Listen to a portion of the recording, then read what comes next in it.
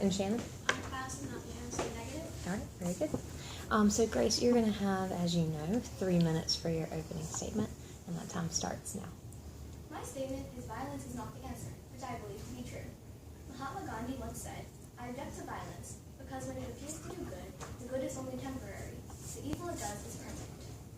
My first main point is that violence causes death and conflict.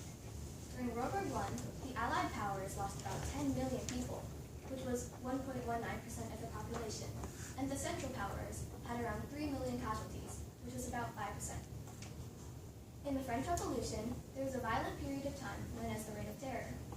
During this time, there were mass executions, and more than 40,000 people were killed. After the Revolution, Napoleon Bonaparte took over, which caused even more conflict. In both World War I and the French Revolution, many lives were lost, and there was further strife than before. My second main point is that violence makes things worse. Like all siblings, I fight with my brother. When we were younger, in the rare cases that we fought physically, one of us always got hurt. Nothing was solved between us, and the only thing violence achieved was frustrating and hurting both of us even more. Even in sports, violence is not the answer. Sometimes people get mad and use violence, and someone always ends up injured. It does not benefit the person who resorted to violence either, because it results with a consequence. The athlete could either foul out or receive a card, which is a repercussion of fighting, depending on the sport. My third point is that the best action is nonviolence.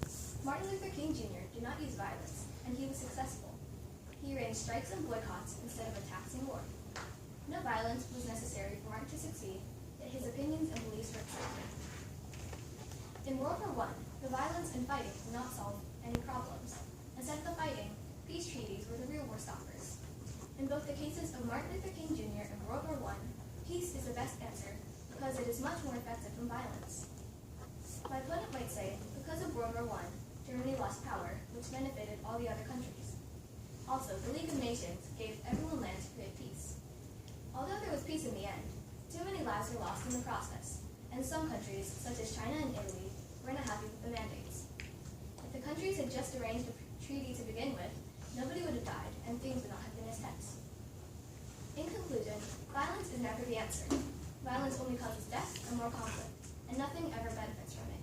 So nonviolence is the best option. Martin Luther King Jr. said, violence is impractical because it is a descending spiral, ending in destruction for all. It destroys community and makes brotherhood impossible. Thank you. I now stand ready for class examination.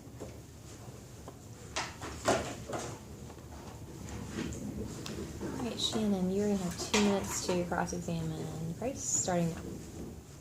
Do you think that language, talking things out, is nonviolent? It depends what type of language, because people could insult others, and that's hurtful, and a little violent depending on the language they use. So insulting someone is violent? Occasionally. Occasionally. So when is it not violent? It just depends the way they use the language. So if I were to say right now, I don't like your argument, would that be violent? Not necessarily. Why?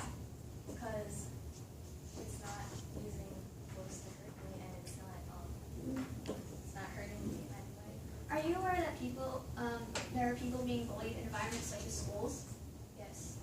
In most cases, bullying occurs through saying mean things and leaving hurtful notes. Okay.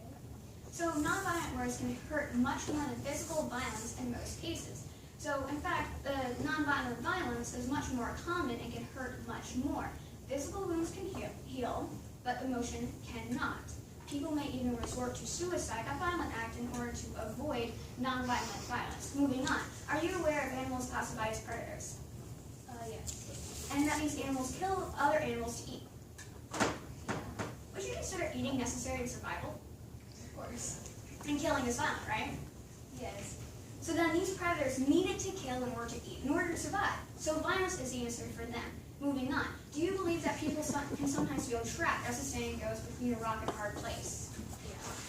So you understand that when someone is trapped in this moment, they will do anything possible to get out of it. So when I'm cross-examining you, you want to get out of it in any way possible, right? That's true. So it makes sense that these oppressed people would resort to violence in order to solve problems, right? But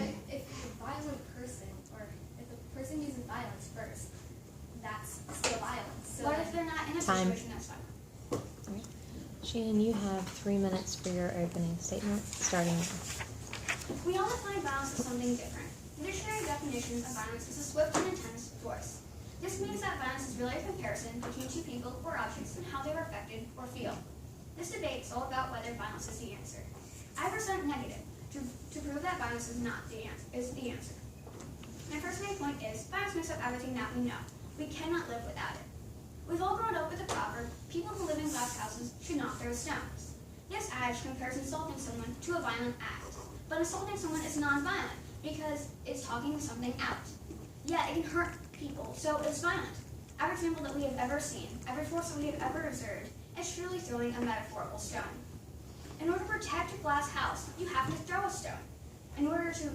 What would you do that could never be identified as violent? It's throwing a stone. In World War I, 53,513 people died in battle, out of the 4,743,826 people serving, but 63,195 people died from diseases. This huge loss sparked thought and feeling in other people. It made others feel and made them realize that it was about time to act. And so many lives were saved later due to the innovation that came from this war. Many vaccines were created and help save lives today. Science now thrives and we keep millions of people safe, no longer using chemical warfare. It takes trial and error for innovation to occur. And violence is always part of our trials. We learn from violence. My second main point is violence is better. It gets the job done. For the oppressed, there is little hope. In Animal Farm by George Orwell, the animals were oppressed and truly felt like they had no hope. They dreamed of nonviolence, of equal voice, but they needed violence to get anywhere near their dream. Also, Mr. Jones and his men became drunk on the alcohol. This could represent becoming intoxicated by anger, greed, power, etc. This could represent, he then answered the animals going against his hopes and dreams with violence. Violence can make dreams come true. Violence is the answer. If there was a venomous snake in the room right now, it would be my responsibility to act violently in order to protect the lives of people in this room. I had the option and the choice to act not violently, but in the end, the only answer was violence. Violence is the only force that's always a solution. It can always solve problems. Maybe not in the way that's expected and hoped for, but it will always solve a problem and answer an event. In all our lives, we have been told that violence is not the answer. We have been told not to respond violently, to ignore what others say and do and just talk it out. And how well has that worked for us? Everyone has told us this, but many of us have become victims and bystanders to violence. For the oppressed, the only way to escape is violence. Violence is the answer. It is an answer that can always be looked upon and will never fail you. Thank you, and now stand ready for cross-examination.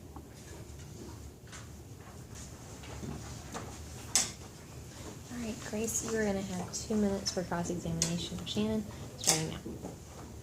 Do you agree that millions of deaths occurred during World War I due to violence?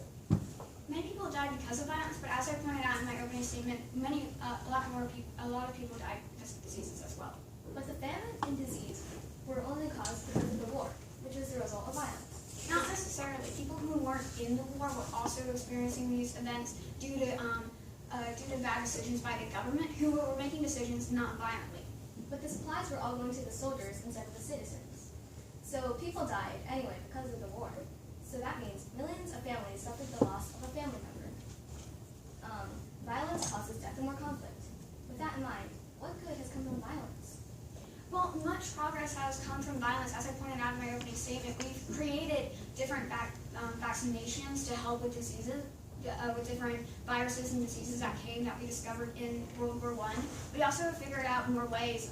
Political advisors and political decisions have figured out how to make better decisions because of that. We look back on this time as a great loss, but we would still remember that we learned a lot from it. We've created so much progress from it. We are here now, and we're not in the middle of a war because of this war that we experienced. We can decide we're not going to take those actions again.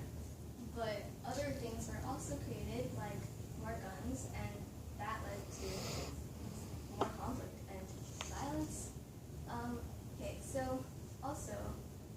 Some people might say that because of violence, people get what they want.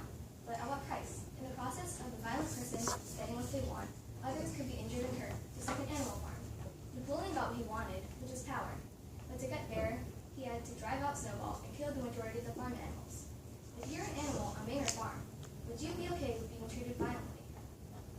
It depends. violence, if I agree with what's going on, or if I feel I can prove a point, violence can prove a point. Like in the French Revolution, which you brought up in your statement, these people who were killed because of opposing the power still. You're each going to have 1 minute to prepare for your closing statement. You can use this time now. You're welcome to use the table.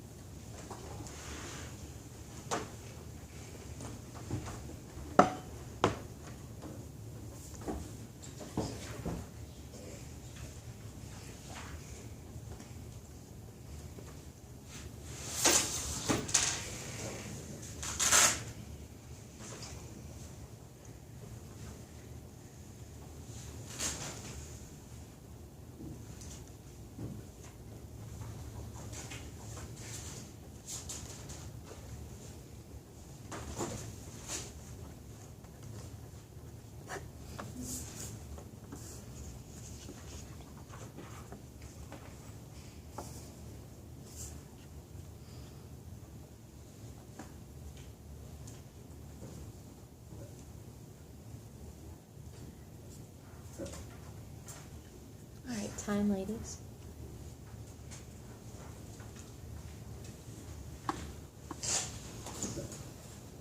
All right, Grace, we're going to start with your closing statement. Just kidding.